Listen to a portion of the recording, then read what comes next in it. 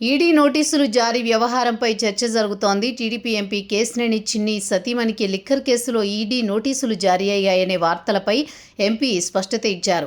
నోటీసుల వెనుక అసలు కారణాలు వెల్లడించారు. ఈ నోటీసులు లిక్కర్ కేసుకు సంబంధించి కాదని రియల్ ఎస్టేట్ వ్యాపారానికి సంబంధించినవిగా వివరించారు.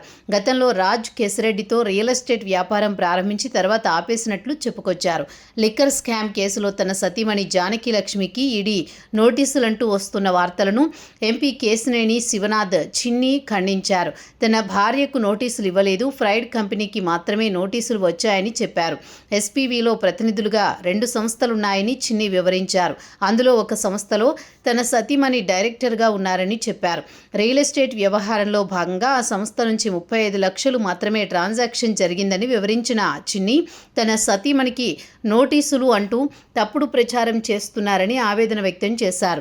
కంపెనీకి వచ్చిన నోటీసులపై ఈ నెల 27న సమాధానమిస్తామని స్పష్టం చేశారు.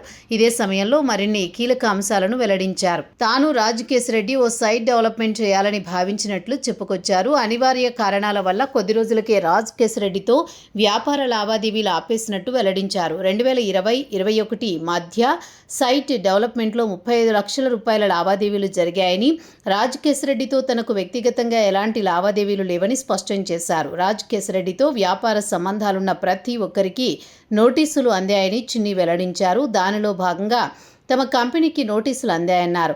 నోటీసులకు సమాధానమిస్తామని, తాను ఏ తప్పు చేయనని చిన్ని స్పష్టం చేశారు.